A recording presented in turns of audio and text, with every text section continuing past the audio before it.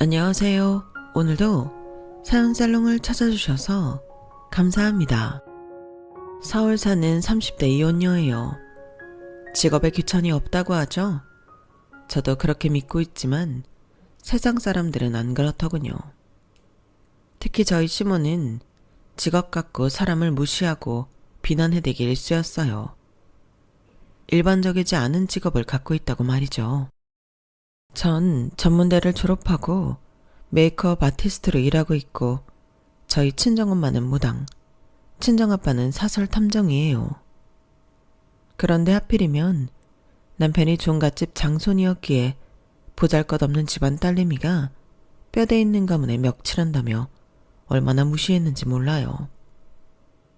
그놈의 종갓집이 뭔지 1년에 제사를 13번씩 지냈다니까요. 제사 꼬박꼬박 지내며 때마다 상다리 부러지게 차리려니깐 산 사람도 죽겠더라고요. 요즘 세상에 누가 1년에 13번씩 제사를 지낼까요? 얼굴도 모르는 조상님 제사를 그렇게 지내려니 어찌나 화딱지가 나든지 지금도 억울하고 분해 죽겠네요. 평소에 시모는 제게 4년째도 못 나오고 전문대 나와서 남 얼굴에 분칠하는 일 한다며 맨날 꼽사리를 줬어요. 그런데 어이없는 건 무슨 행사가 있을 때는 꼭 저한테 메이크업 해달라며 부탁하더군요. 그럴 때만 시모 웃는 낯짝을 구경한 것 같네요. 제가 프리랜서로 일하고 있었는데 제사쯤 되면 일도 못 나가게 막더라고요. 저 아니면 누가 제사상 차리겠냐면서 말이죠. 대체 저 시집 오기 전엔 13번 제사를 어떻게 지내왔던 건지 알 수가 없었어요. 아주 며느리인 저를 일모시켜 먹어서 안달인 사람이었죠. 그동안 남편은 뭐 했냐고요? 남편은 순 거짓말쟁이에 비겁함이 겹겹이 쌓여 당최 속을 알 수 없는 인간이었어요. 키 185에 겉만 번지르르 해서 잘생기고 멀쩡한 사람인 줄 알았는데 역시 사람은 외모로만 판단할 건 아닌가 봐요. 특히나 평생을 함께 살아야 할 사람인데 눈에 콩깍지 씌인 채로 그냥 결혼까지 해버렸네요. 저희 친정엄마는 워낙 착하고 순한 분이니 결혼 전에 이렇게 당부하셨어요. 미연아, 여자는 결혼하면 벙어리 3년, 귀머거리 3년, 장님 3년이라고 했어. 아무리 너와 강서방이 쿨한 신세대라고 해도 무던한 인내심이 필요한 게 바로 결혼 생활이야. 요즘 이혼도 쉽게 생각하는 시대지만 웬만하면 이혼하지 말고 최대한 노력해봐. 끝까지 말야. 하지만 전 친정엄마 말을 지키지 못하고 남편과 끝내 갈라서고 말았네요. 이러한 선택은 저희 엄마 탓도 있어요. 어렸을 적 저희 친정엄마가 친할머니로부터 끔찍하게 당한 시댁살이를 목도했기 때문이에요. 친정엄마가 아빠와 만나고 절 임신하고 결혼하게 된 스토리를 들으면 진짜 끔찍한 스릴러 영화를 보는 것 같아요. 그놈의 시댁 때문에 말이죠. 절대 이혼은 안 된다는 엄마 말 안 듣고 이혼해버린 건 잘한 일 같아요. 제가 엄마처럼 인내하며 살다가는 미쳐버렸을 거예요. 아마 남편과 저 사이에 아이가 없었기에 더 쉽게 결정 내릴 수 있었던 것 같기도 하네요. 결혼하자마자 아이를 둘, 셋 정도는 바로 갖고 싶었어요. 평소에 지나가는 아이들만 봐도 너무 귀여워 죽겠거든요. 그런데 아이와 관련된 문제도 얘기하자면 한숨만 나오네요. 제 탓이 전혀 아니었거든요. 아휴, 남편과 시댁만 생각하면 아직도 자다가도 벌떡벌떡 일어나요. 너무 억울한 부분이 많았기 때문이에요. 사연살롱 구독자 여러분들께서 제 억울함 좀 풀어주시겠어요? 더불어 기구한 운명을 살아온 우리 엄마의 한도 좀 풀어주세요. 본인이 나름 무당이라 다른 영혼들의 한은 잘 풀어주면서 정작 본인 맘속에 쌓인 한은 못 풀고 있네요. 우리 모녀의 기가 막힌 사연을 한번 들어봐 주세요. 그럼 지금부터 시작할게요. 저희 엄마 아빠는 현재 소박하고 행복하게 잘 살고 계세요. 아마 친할머니 친할아버지가 애초에 안 계셨었다면 처음부터 지금까지 쭉 행복하게 살 수 있었을 거예요. 하지만 그놈의 돈이 뭔지 아빠 집안이 지방에서 꽤 크게 피역 사업을 하셨기에 아빠는 완전히 그 지방 프린스였어요. 실제로 아빠 보고 도련님이라고 부르시는 그 지역 어른들을 많이 보기도 했고요. 할아버지가 전쟁 때 이 지역으로 피난와서 자수성가하며 일으킨 사업이라고 하더군요. 그러니 할아버지와 할머니는 며느리도 돈 많은 집안 딸내미가 들어와 자신들이 일으킨 부를 더 증폭시키고 싶었겠죠. 원래 돈 있는 사람이 더 욕심 많이 부리는 법이잖아요. 그런데 거의 고아나 다름없는 울 엄마가 공장에 말단 직원으로 들어와서 울 아빠랑 눈이 맞아버리니 우리 할머니 입장에선 엄청나게 충격이었겠죠. 아빠와 엄마 사이가 들킨 이후로 핍박받은 이야기는 정말 눈물 없인 들을 수 없는 스토리예요. 엄마로부터 이 이야기를 들을 때마다 감정이입이 되어 눈물이 흐르곤 했죠. 네 할머니가 얼마나 독한 양반이었냐면 내가 네 아빠와의 사이에서 덜컥 혼전 임신이 되어 우리 미연이를 갖게 되자 엄청나게 공격해 오더구나. 목표는 딱 한 가지. 우리를 못 살게 하는 거였겠지. 나 몰래 음료수에 약을 타서 먹이려고도 하고 다른 사람 시켜서 확 밀어버리기도 하고 별별 짓을 다 하더라고. 하지만 꿋꿋이 버텼어. 조실부모하고 내 핏줄이라곤 뱃속에 아기밖에 없는데 내 자식을 잃긴 죽기보다 싫었지. 아빠한테 제발 날 버리라고 사정하기도 했지만 아빠도 엄마를 많이 좋아했으니 도저히 헤어지지 못하겠더구나. 그렇게 우여곡절 끝에 네가 태어난 거야. 엄마는 출산을 하고 나면 니네 할머니가 두 손 들고 그냥 우리 결혼을 이해해 줄 줄 알았어. 그런데 웬걸? 더 악독해지더구나. 니네 할머니의 두 번째 목표는 바로 우리를 이혼시키는 거였지. 엄마는 이렇게 시댁에 의해 핍박받는 속에서도 최대한 잘 살아보려 하셨어요. 그런데 덜컥 신병이 와버렸죠. 언젠가부터 엄마가 시름시름 앓기 시작했어요. 학교에 갔다 와서 엄마를 보면 늘 누워 계셨어요. 아빠는 엄마를 서울에 있는 큰 병원에 여러 곳에 다 데려갔지만 병원 측에서도 원인을 찾지 못했어요. 안 그래도 눈에 가시 같은 며느리가 이유도 모를 병으로 누워만 있으니 할머니의 증오는 더욱 심해졌어요. 할머니를 보면 맨날 어떻게 하면 우리 엄마를 더 악랄하게 괴롭힐 수 있을지만 연구하는 사람 같았죠. 어린 저에게 엄마에 대해 아주 나쁘게 말하는 건 기본이었어요. 얘 미연아, 저년 저기 또 쳐누워있는 것 좀 봐라. 아주 내 속이 다 뒤집어진다. 뭐라고요, 할머니? 지금 누구 보고 이년저년 하는 거예요? 누구긴 누구냐? 네 잘난 엄마 보고 하는 말이지. 배운 게 없고 돈도 없는 보잘것없는 며느리면 몸으로라도 열심히 살림을 해서 때워야 할 것 아니냐.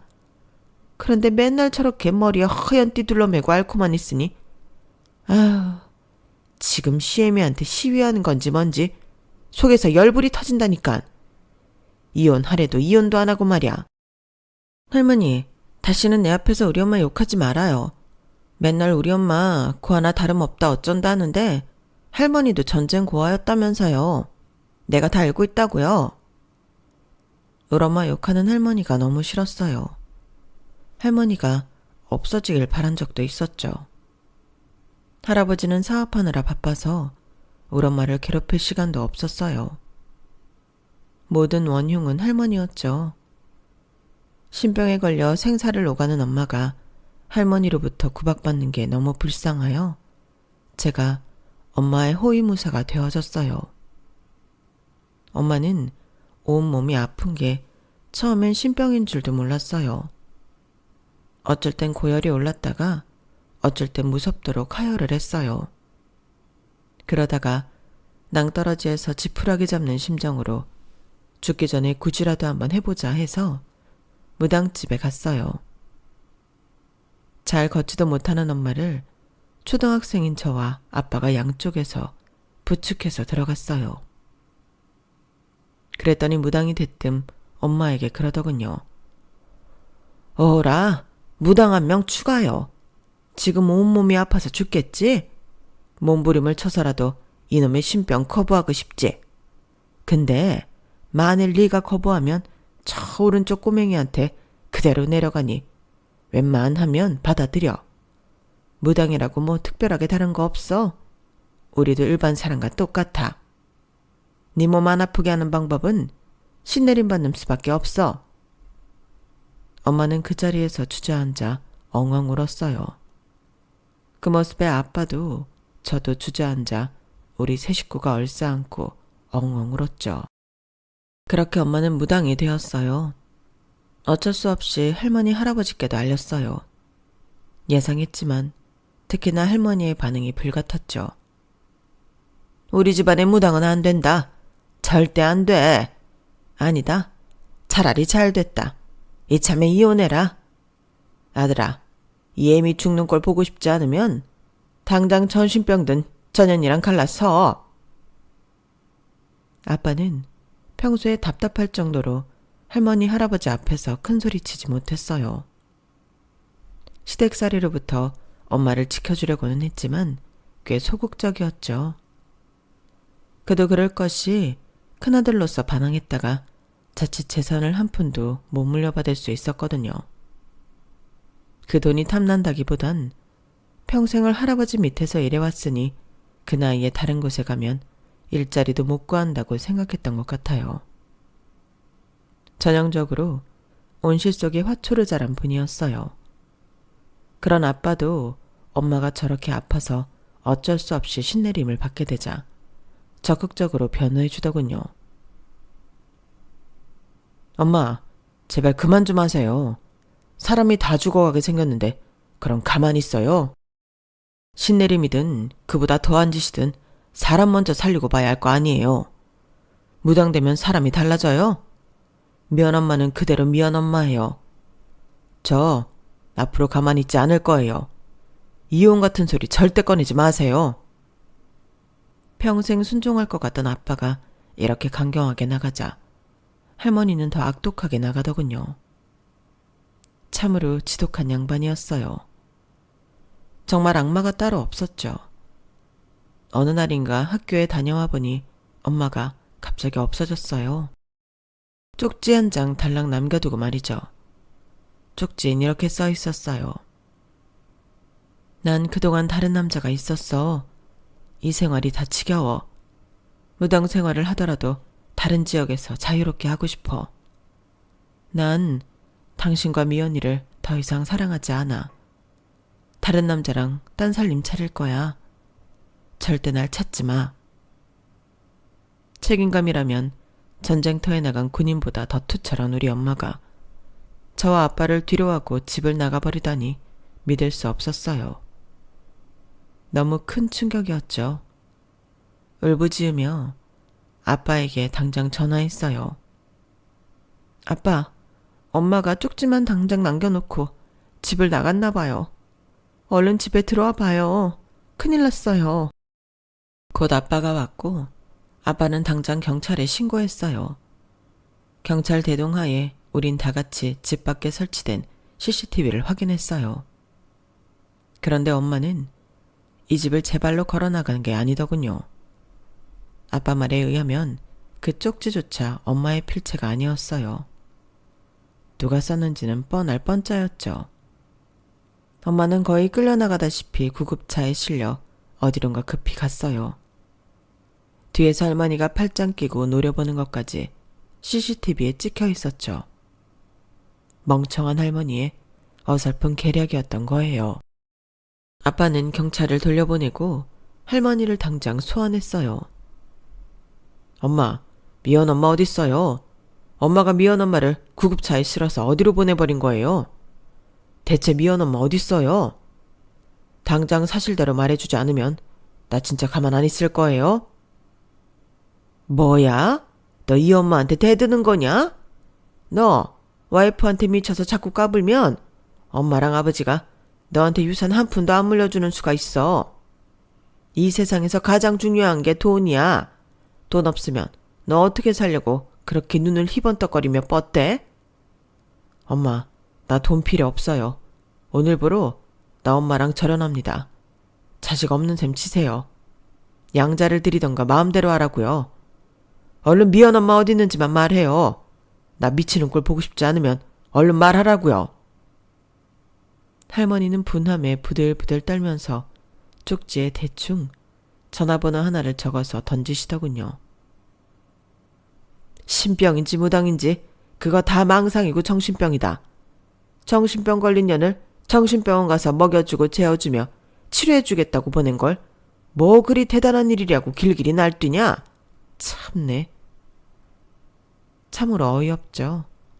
할머니가 며느리인 우리 엄마를 정신병원에 강제로 감금시켜버린 거예요. 저와 아빠는 당장 엄마를 데리러 해당 정신병원으로 찾아갔어요. 그리고는 바로 빼내왔죠. 엄마, 우리 엄마 미치지 않았는데 왜 여기 와 있어? 아빠가 할머니랑 할아버지 다신 안 보겠다고 했어요. 이제 그런 악마 같은 사람들 보지 말고 우리 가족끼리 행복하게 살아요. 그래, 미연아. 엄마가 다시는 미연이랑 아빠 못 보는 줄 알았어. 너무 무섭고 외로웠는데 이렇게 찾아와줘서 고마워. 다 이 엄마가 부족한 탓이야. 우리 미연이 말대로 우리 가족끼리 똘똘 뭉쳐 잘 살아보자. 돈이 뭐가 중요해. 가족이 행복하게 살면 됐지. 원래도 엄마한테 잘해주던 아빠였지만 그 순간부터 정말 엄마를 공주 대접해준 것 같아요. 지금 이 순간까지도 말이죠. 아빠는 본인이 했던 말대로 할머니 할아버지와 연을 완전히 끊고 독립해 나왔어요. 대궐 같은 집에서 따뜻하게 살다가 한순간에 단칸방 사글세 신세가 되고 말았죠. 하지만 지금 생각해보면 그때 당시가 가장 행복했던 것 같아요. 제일 가난했지만 말이죠. 얼마간은 엄마의 무당 수입으로 우리 세 가족이 먹고 살아야 했어요. 아빠가 곧바로 직업을 찾진 못했거든요. 허허벌판 사막에 홀로 서 있는 느낌이었을 거예요. 항상 할아버지가 시키는 일만 하다가 스스로 돈 벌 일을 찾으려니 쉽지 않았겠죠. 피역 관련 일에 그나마 익숙했겠지만 그쪽 분야의 일을 또다시 하는 건 싫어했어요. 이제 가죽 냄새만 맡아도 토할 것 같아. 엄마 아버지의 자취가 조금이라도 묻어있는 분야에선 일하기 싫어. 내가 좋아하는 일 할 거야. 체면이고 뭐고 상관없이 말이야. 아빠가 관심 있던 분야는 바로 사설 탐정이었어요. 그때만 해도 흥신소라고 불릴 때였죠. 저와 엄마는 아빠의 일을 적극 지지해줬어요. 우리 세 가족은 늘 그렇게 서로를 지지해주고 응원해주며 살아왔어요. 제가 전문대를 졸업하고 메이크업 아티스트가 되고 싶다고 했을 때도 반대 없이 응원해 주셨죠. 우리 세 가족은 각자의 길을 찾아 열심히 살았네요. 우리가 할머니 할아버지의 그늘에서 벗어나 자유를 되찾은 지 10수년이 흐르고 어느 날인가부터 엄마가 좀 이상한 얘기를 꺼내셨어요. 미연 아빠, 어머님이랑 아버님한테 한번 찾아가 봐야겠어요. 아무래도 몇 주 전부터 계속 성난 불이 보여. 너무 끔찍하고 잔인한 불 말이야. 내 육신이 땅끝까지 꺼지는 기분이고 자꾸 꿈에 어머님 아버님이 나타나. 안 좋아도 너무 안 좋은 징조 같아. 얼른 찾아가 봐요. 그러나 이미 10수년 동안 연락을 끊고 살았던 아빠는 거절했어요. 싫어. 나 없이도 우리 엄마 아버지는 잘 사실 거야.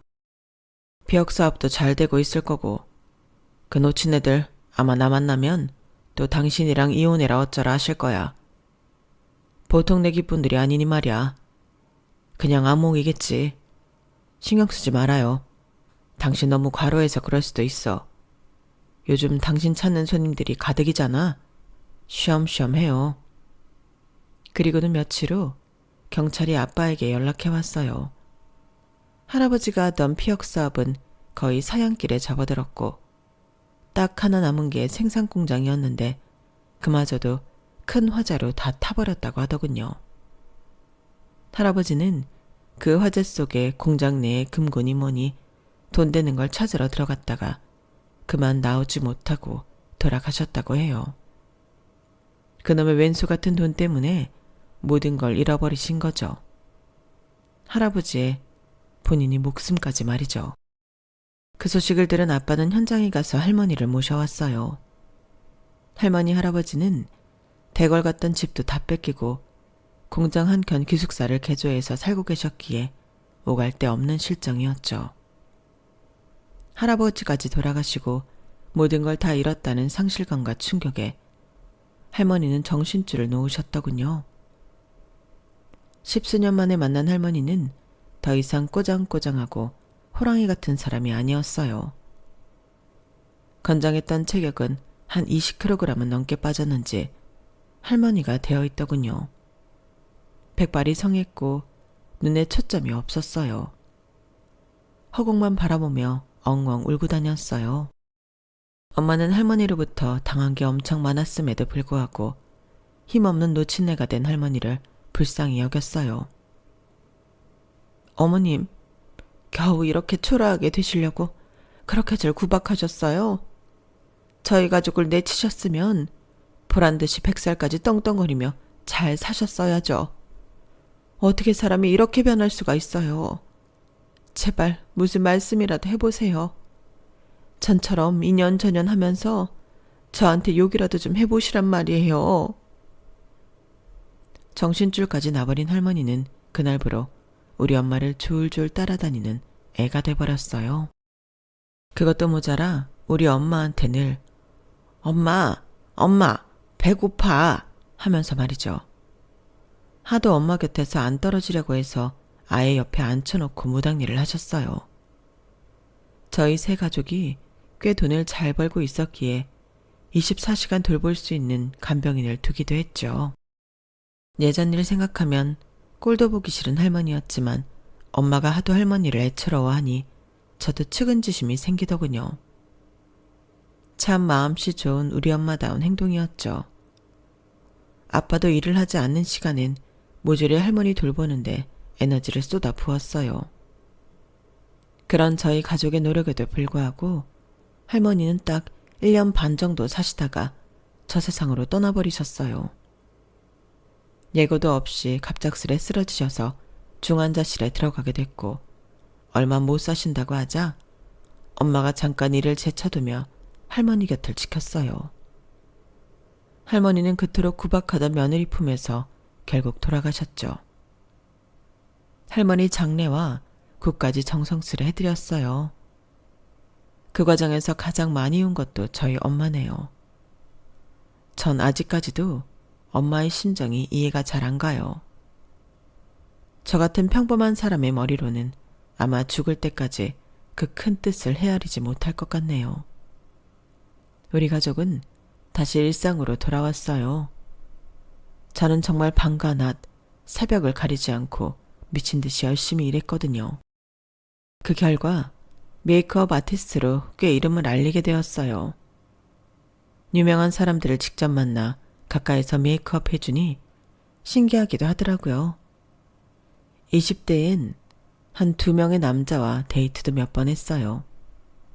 그런데 제 일이 프리랜서다 보니 일하는 시간도 일정치 않았고 일 욕심이 있다 보니 남자와 데이트하는 시간 자체가 좀 아깝게 느껴지더군요. 그러다 보니 진지한 관계로 발전할 수가 없었죠 뭐. 그렇게 30대가 되자 약간 똥줄이 타기 시작했어요. 비혼주의도 아니고 아이 2, 3 정도 낳고 행복한 가정 꾸리며 살고픈 꿈이 있었거든요. 그런데 현실은 맨날 눈 뜨면 일만 하러 다니니 이러다 노처녀로 늙어 죽는 게 아닌가 싶었어요. 그때부터 제가 일을 열정적으로 했듯이 결혼할 남자도 열정적으로 찾았던 것 같아요. 주변 사람들한테 아쉬운 소리 잘 못하는데 괜찮은 남자 소개시켜달란 부탁도 넙죽넙죽했어요. 밥 한 끼 사주기도 하고 공짜로 메이크업도 해줘가면서 말이죠. 그렇게 소개팅을 몇 번 했는데 다 꽝이었어요. 제가 소개팅남을 괜찮게 생각하는 경우엔 그 남자가 절 퇴짜놓았어요. 반대로 진짜 별로인 사람이 저한테 대시하기도 했죠. 소개팅으로 짝을 찾기가 정말 어렵더군요. 그런데 남자친구를 의외의 경로로 찾게 되었어요. 저의 SNS를 보고 모르는 남자가 메시지를 준 것이었어요. 본인은 초등학교 교사며 집안도 다 교사 집안이고 이상한 사람 아니라고 설명을 장황하게 했어요. 그러면서 절 한번 실제로 만나보고 싶다더군요. 뭔가 귀여웠어요.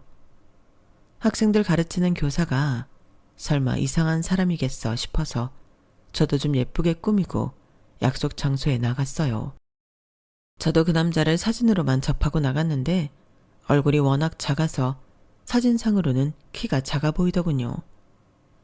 그래서 약속 장소에서 키 작은 남자만 찾고 있었는데 저쪽에서 웬 마네킹 같은 사람이 걸어오더라고요. 얼굴이 영화배우 뺨치게 잘생기고 키도 크고 무엇보다 비율이 마네킹 비율이었어요. 그 남자의 얼굴 뒤로 후광이 비치더군요. 제 머릿속에선 종이 울렸어요. 첫눈에 완전히 반해버렸죠. 하지만 첫 만남에 체면은 차려야 했기에 최대한 정신 차리고 흠뻑 빠진 티를 안 내려 했어요. 그래도 자꾸만 저절로 올라가는 입꼬리를 주체할 수 없었죠. 장태수 씨 맞죠? 키가 이렇게 크신 줄은 몰랐어요. 제가 모델 메이크업도 굉장히 많이 했었는데 모델보다 더 모델 같으시네요. 과찬해 주셔서 감사합니다. 미연 씨야말로 너무 멋지신데요. 사실 미연 씨 개인 홈피 보고 너무 근사한 여성분이라는 생각을 많이 했어요. 메이크업 아티스트라는 말이 딱 맞는 것 같아요. 작업하신 결과물 사진으로 봤는데 정말 예술가가 따로 없더군요. 꼭 한번 개인적으로 만나 뵙고 싶었는데 이렇게 실제로 나와주셔서 진심으로 감사해요. 우린 첫 만남에 하하호호 죽이 잘 맞았어요. 서로 동갑내기라서 더욱 통하는 부분이 많았는지도 모르겠네요. 여튼 혹시라도 이상한 사람이 나오면 어떡하나 걱정했는데 다행이었어요. 그 남자도 절 좋아하는 게 눈에 보였기에 우리는 누가 사귀자는 말을 할 것도 없이 빠르게 연인이 되었어요. 남친 말대로 본인은 물론이고 가족들도 다 교사 출신이더라고요. 이 남자와 결혼까지 할지 안 할지는 확신이 안 섰지만 제가 겪어본 선생님들은 다 좋으신 분들이었기에 뭔가 안심이 됐어요. 그런데 완전히 성격 파탄인 선생도 있다는 걸 남친의 엄마를 만나고서야 알게 됐죠. 어쨌든 그땐 전혀 몰랐어요. 제가 스스로 말은 섣불지고 불구덩이로 들어가는 짓을 하고 있다는 걸 말이죠. 우리 커플은 나이가 둘 다 30대니 결혼을 생각하지 않을 수 없었어요. 만난 지 오래되지 않았지만 바로 결혼 약속을 덜컥 해버렸어요. 서로에게 콩깍지가 씌인 상태였기에 우리 둘인 서로의 집안 배경이나 직업 등에 대해서 다 오케이 했어요. 전 종갓집이라는 개념도 잘 몰랐는데 그는 종갓집의 장손이더라고요. 뭐 전통 있고 뼈대 있는 집안이니 오히려 좋다고 생각했어요. 실제로 종갓집 며느리가 돼보니 아주 죽을 맛이었지만 뼈저리게 후회할 땐 이미 늦은 상태였죠. 상견례 자리도 급하게 잡았어요. 제가 남친에 비해 돈을 못 버는 것도 아니니 딱히 꿀릴 게 없다고 생각했어요. 하지만 예비신 온 생각은 전혀 다르더군요. 난 남의 얼굴에 분칠이나 해주는 여자 따위 며느리로 들이고 싶지 않다. 너 우리 집안이 어떤 집안인 줄 잘 알고 있지? 유서 깊은 가문에 우리 가족 모두 교사 출신이라. 태수 아버지가 좀 빨리 돌아가신 게 안타깝긴 하지만 그렇다고 이 집안의 뼈대가 무너지는 건 아니지. 그런 우리 집안을 지금 네가 무너뜨리려 하고 있어. 그리고 어이 아줌마, 무당이라고요? 아이고 참 기가 차서. 그리고 그쪽 아저씨는 뭐요? 흥신소? 미연이 너도 전문대밖에 안 나왔다며? 자식은 애미 머리 담는 법이다. 우리 태수는 종갓집 장손이라 반드시 아들을 낳아야만 하는데 네 머리 닮은 아들 낳으면 어쩌냐? 그리고 우리 아들 명의로 주택 한 채 있는 거 알고 있지?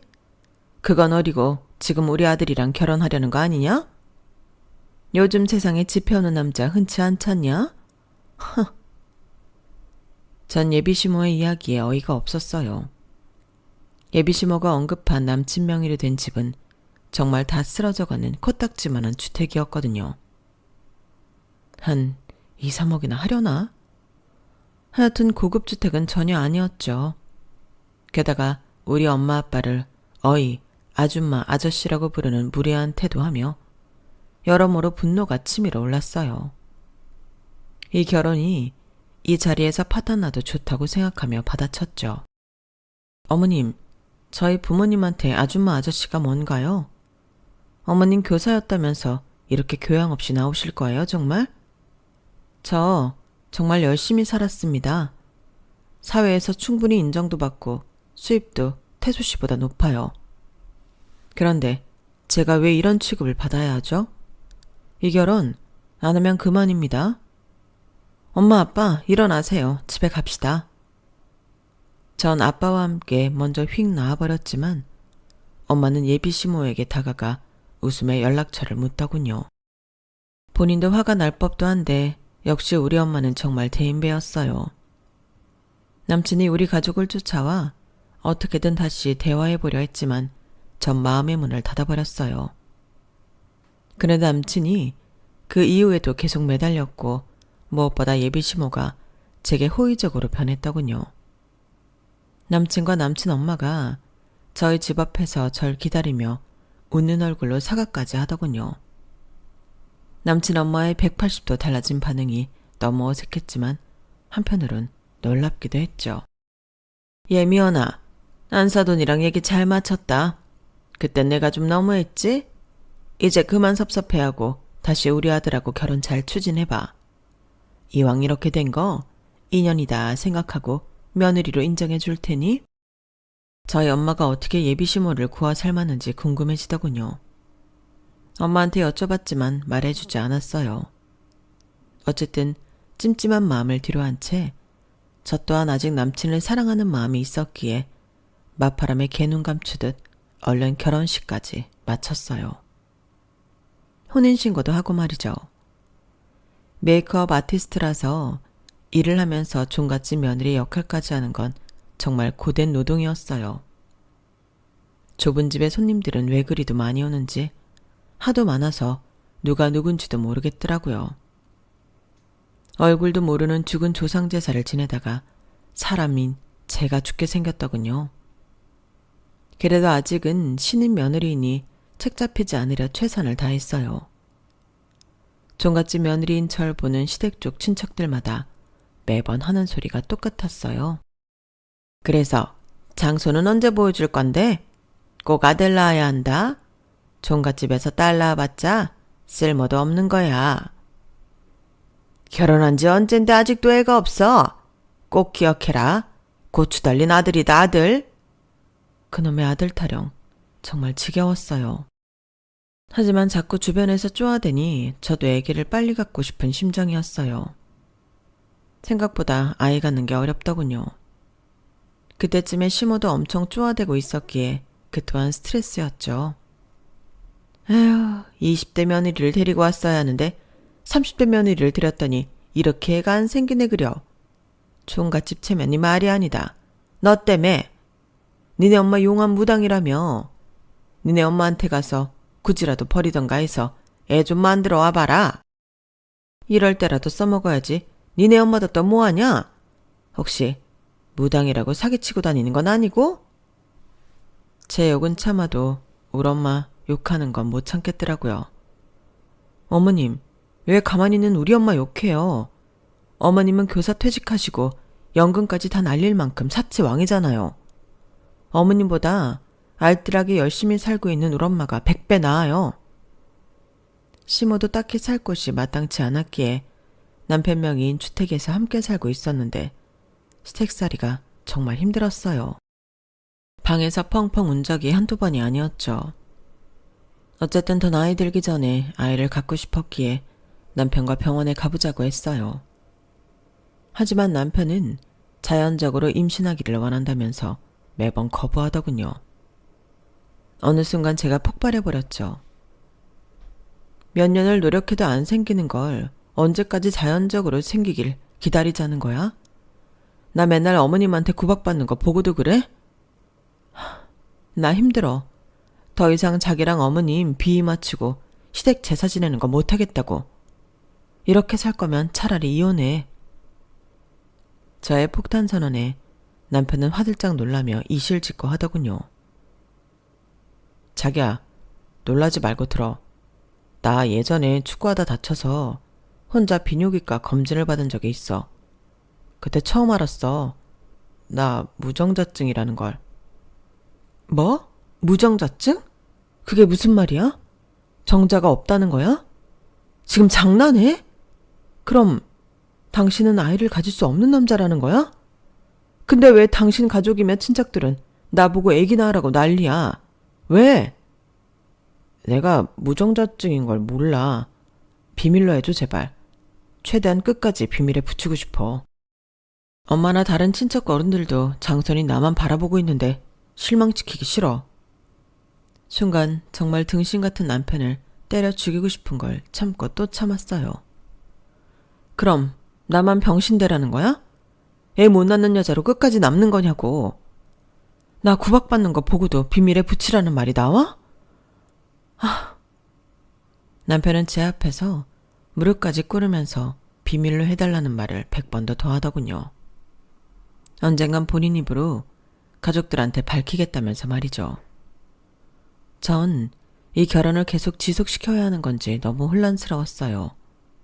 그런데 남편에 대한 신뢰를 완전히 잃게 되는 또 다른 사건이 벌어지고 말았어요. 아주 낡은 주택이었기에 다락방이 있었는데 그곳까지 청소를 하다가 웬 핑크색 일기장을 발견했어요. 내용이 많이 적힌 건 아니었고 앞에 5, 6장 정도만 글이 적혀 있더군요. 글 중에 남편과 시모의 이름이 나오길래 집중해서 끝까지 봤죠. 그런데 거의 막판에 힘겹게 써내려간 글씨가 너무 충격적이었어요. 내가 병으로 다 죽어가는 마당에 남자친구와 그의 엄마는 내게 남은 이 집을 뺏어갈 궁리만 하는 것 같다. 그들은 악마다. 내 어린 동생도 고아원에 보냈다고 한다. 내가 조금의 힘이 남아있다면 이 집을 내 동생 앞으로 남기고 싶은데 숨 쉴 힘도 없다. 슬프다. 그녀가 남친이라 칭한 사람은 바로 내 남편 장태수였고 그의 엄마는 내 시모였어요. 이 코딱지만한 집을 아픈 여친에게서 빼앗았던 거죠. 다 죽어가는 여친의 어린 남동생은 고아원에 보내고 말이죠. 정말 악마가 따로 없었어요. 전 이 내용을 남편에게 바로 물어보지 않고 일단 사설 탐정 일을 하는 친정 아빠에게 알렸어요. 아빠, 지금부터 내가 하는 말 잘 듣고 이 집 관련돼서 장서방의 죽은 전 여친과 어떤 일이 있었는지, 고아원에 버려졌다는 그 남동생은 지금 어디 있는지 좀 파악해 주세요. 부탁드려요. 이 일기장과 함께 아빠에게 제가 아는 모든 사실을 알려드렸어요. 몇 주 후 아빠는 모든 사건의 전말을 다 파악해서 알려주셨어요. 그리고 전 이 악마 같은 모자와 모든 걸 다 끝내버리기로 결심했어요. 마음이 참 아프고 힘들었지만 확고하게 결심이 서니 차라리 낫더군요. 이 더러운 족속들과 함께 사느니 이혼녀가 되어 당당하게 혼자 사는 게 나을 것 같았죠. 그런데 친정엄마의 환갑이 다가오고 있었어요. 일단 제 개인적인 사정은 뒤로 미룬 채 엄마 아빠를 모시고 제주도로 여행을 다녀오기로 했어요. 여행 간 자리에서 친정엄마에게도 모든 걸 털어놓으려고 했거든요. 친정엄마는 보나마나 이혼을 긋고 말리시겠지만 전 더 이상 선택의 여지가 없었죠. 공항에 가기 위해 캐리어를 들고 나가려고 하는데 시모가 쑥 튀어나오더니 한마디 쏘아붙였어요. 야, 전현이 미쳤나? 너 제사인데 상은 누가 차리라고 여행을 쳐간다는 거야? 다 늙은 내가 혼자 쎄빠지게 고생하라는 거냐? 나쁜 것.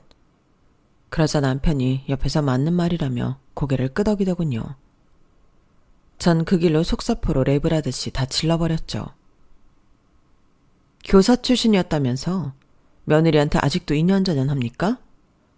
엄니한테 가르침받은 학생들이 불쌍하네요. 그리고 이 집 원래 주인 누구였어요? 김경숙, 당신의 전 여친. 아파서 죽어간 당신 전 여친 경숙 씨의 명의 뺏어서 자리 잡으니 좋더냐? 그리고 그 동생 김경철은 고아원에 갖다 버렸다며? 전 여친이 죽으면 이 집 명의를 그 남동생한테 줬어야지. 왜 당신들이 여기 둥지 틀고 있는 건데?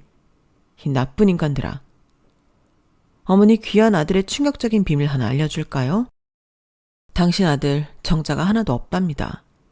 그렇게 맨날 고추고추 하더니 아들 고추 속에 정자가 하나도 없다는데 내가 무슨 수로 애를 임신해요? 종갓집 대를 잇는 게 그렇게 중요하다면 이미 아들 하나쯤 딸린 여자한테 재혼을 시키든 마음대로 하시죠. 난 이제 이 집안과 인연 끊겠습니다. 아참, 이 집은 내가 돈을 퍼 부어서라도 법적으로 경숙 씨 남동생한테 돌려놓을 테니 기대하시라고요. 전 마당에 침을 퇴 뱉어버렸어요. 특히 시모가 난리가 났죠. 야 아들아, 정자가 없다니 무슨 말이냐? 완벽한 우리 아들이 그럴 리가 없다. 그럼 우리 집안은 대체 어떻게 되는 거냐? 그리고 저기 집에는 경숙이에 대해 어떻게 알고 있는 거냐? 네가 말했냐? 아휴, 이 썩을 놈아. 저기 집애가 이 집까지 다 뺏는다잖냐. 얼른 가서 말려봐라. 거짓말쟁이이자 위선자 남편은 대문을 나서려던 제 바지가랑이를 잡고 늘어졌어요. 미연아, 자기야, 제발 내 말 좀 들어봐. 이미 죽은 사람은 죽은 사람이고 산 사람은 살아야 하잖아. 이 집을 우리한테서 뺏는다는 게 말이 돼? 그럼 나랑 엄마는 어디서 살으라고. 그러지 마 자기야. 제발 용서해줘. 뭐든지 말이야. 참네. 죽은 조상을 위해 그렇게 제사를 쳐 지내더니 이제 와서 산 사람 타령이냐? 이 못돼 처먹은 작자들 같으니. 난 한 번 한다면 하는 사람이야. 당신이랑 당신 엄마 가만두지 않을 거라고. 그들에게 복수를 한다는 게 아니라 잘못된 걸 바로잡고 싶었어요. 전 제 돈 주고 변호사를 사서 남편의 전 여친 남동생에게 이 집을 돌려주기 위해 갖은 애를 샀어요. 여러 번 재판 끝에 제가 원하는 대로 명의가 이전되었어요. 전 남편과 전 시모는 그 집에서 쫓겨나게 되었고요. 이 일을 계기로 특히 시모가 사치병에서 좀 벗어나지 않을까 싶습니다. 또한 살던 집이 없어졌으니 길에서 제사를 지낼 수도 없고 제사가 좀 줄어들지 않았을까 싶네요. 속이 다 시원합니다. 나중에 알게 된 사실인데 상견례 마치고 바득바득 반대하던 시모에게 저희 친정엄마가 억 단위의 돈을 주었다더군요. 그 사실을 이혼하고 알게 되었죠. 시모가 집 뺏기고 저한테 따지러 찾아온 적이 있었는데 그 돈 얘기를 꺼내면서 크게 나무랐어요. 어머님, 아니 아줌마, 자꾸 이런 식으로 나오시면 그때 우리 엄마가 쥐어준 돈까지 다 뺏어올 거예요. 저 한다면 하는 사람입니다. 보셨죠? 어서 돌아가세요. 그 후로 시댁 관련한 소식은 못 들었네요. 평생 길에서도 마주치기 싫은 두 모자입니다. 왼수가 따로 없어요. 역시 내 부모가 최고네요. 우리 부모님께 평생 효도나하고 살아야겠어요. 물론 부모님이 원하시면 재혼을 할 생각도 있고요. 어쨌든 늘 그래왔듯이 최선을 다해 열심히 살 거예요. 그럼 저에게도 행운의 여신이 미소를 지어줄 거라 생각하거든요. 저의 긴 인생사를 함께 해주셔서 진심으로 감사드려요. 모두들 복 많이 받으세요. 여러분, 사연 댓글에 응원과 현명한 조언 부탁드려요. 좋아요와 구독은 저에게 큰 힘이 됩니다. 오늘도 좋은 일 가득하세요.